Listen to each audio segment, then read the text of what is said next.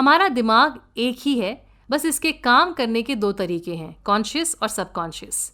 जैसे आप अपनी किताबें खुद पसंद करते हैं, अपने दोस्त और जीवन साथी भी, ये सारे फैसले आप अपने कॉन्शियस माइंड से लेते हैं। दूसरी तरफ आपका दिल धड़क रहा है, शरीर के सारे पुर्जे अपने आप काम कर रहे हैं, आप सांस ले रहे हैं। ये सारे काम सबकॉन्शियस माइंड करवा रहा है। सबकॉन्शियस माइंड कॉन्शियस माइंड की तरह हर बात में कारण या लॉजिक नहीं ढूंढता। ये धरती की तरह है, आप इसमें कोई भी कैसा भी बीज बो सकते हैं। जो आप बोएंगे ये वैसी ही फसल आपको देगा।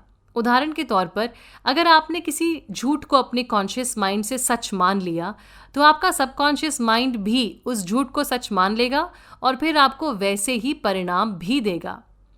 सबकॉन्शियस माइंड को सब्जेक्टिव माइंड भी कहते हैं।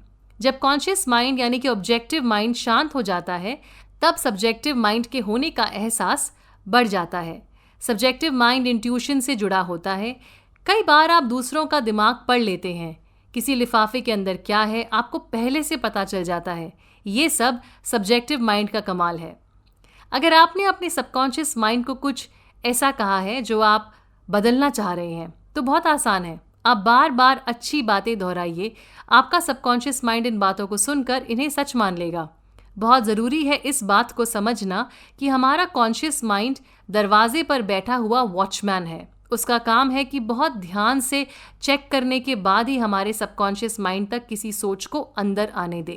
अगर आप किसी जहाज के सेलर से जाकर कहते हैं कि तुम बहुत बीमार लग रहे हो, क्या तुम समंदर के बीच रहते रहते बीमार हो गए हो, तो वो या तो हंसेगा या गुस्सा हो जाएगा या आपको इग्नोर कर देगा।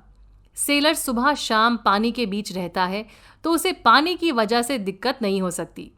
इसका मतलब ये हुआ कि अगर हमारा कॉन्शियस माइंड नहीं चाहता, तो हमारा सबकॉन्शियस माइंड किसी और की कही बात को नहीं अपनाएगा। हम सबकी अपनी सोच, अपने डर, अपने विचार होते हैं और हमारी ज़िंदगी इन्हीं विचारों के हिसाब से चलती है। ऐसे में अगर कोई भी हमें अपनी राय या सोच बताता है, तो हमारा कॉन्शियस माइंड चुन सकता है कि उस सोच को अपनाना है या फिर नहीं अपनाना। एक जनाब की बेटी बहुत बीमार थी। उस लड़की को आर्थराइटिस हो गया था और उसकी बीमारी का कोई इलाज नहीं था। जाहिर सी बात है, लड़की का पिता बहुत परेशान था और 2 साल तक अपने सबकॉन्शियस माइंड को वो यही कहता रहा कि बस मेरी बेटी को ठीक कर दो, मैं अपना दाहिना हाथ तक देने को तैयार हूँ, मेरी बेटी को ठीक कर दो। एक दिन इस परिवार का कार एक्सीडेंट हो गया। पिता का एक हाथ इस एक्सीडेंट में चला गया और बस कुछ दिन बाद बेटी की तबीयत पूरी तरह से ठीक हो गई। इसलिए बहुत ज़रूरी है कि हम अपने सबकॉन्शियस माइंड से ऐसी बातें कहें जिसमें सबकी प्रगति और खुशी शामिल है। सबकॉन्शियस माइंड के साथ हंसी मजाक नहीं कर सकते। वो आपकी हर बात को सुनता, मानता और पूरा करता है।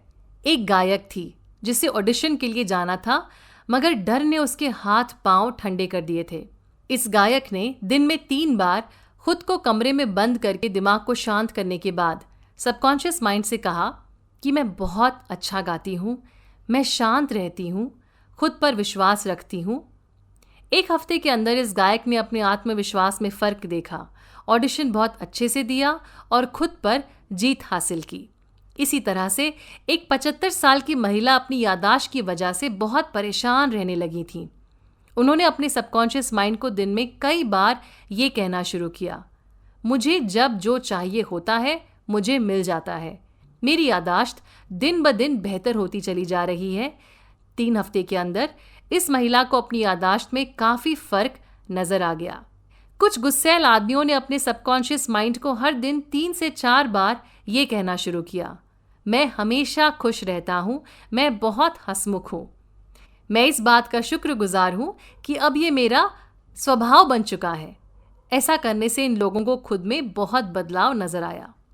कई बार हमें लोग कहते हैं, मत करो, नहीं कर पाओगे, क्यों कर रहे हो, बूढ़े हो गए हो, कोई फ़ायदा नहीं है, और भी बहुत कुछ। बचपन से ऐसी बातें सुन सुनकर हमारी ज़िंदगी इन गलत विचारों की वजह से मुश्किल में पड़ चुकी है। हर इंसान दूसरे के साथ यही कर रहा है, यानी उसे नीचे खींच रहा है। इसीलिए बहुत ज़रूरी है कि जब आपको कोई कुछ ऐसा कहे जो नेगेटिव हो, तो आप उसे अपने अंदर मत उतारिए। उनके डर को, उनकी छोटी सोच को अपना मत बनाइए। वो उनके विचार हैं, उनका सफ़र है, आपका नहीं। कई बार आपको लोग विश्वास दिलाने की कोशिश करेंगे कि आपको उनकी बात अपना लेनी चाहिए क्योंकि वो आपसे बहुत प्यार करते हैं। दरअसल ये तरीका होता है दूसरों को कंट्रोल करने का और दूसरों के मन में डर भर देने का। किसी की भी दी हुई राय या कही हुई बात तभी शक्तिशाली बनती है जब हम उसे अपने जीवन का सच मान लेते हैं।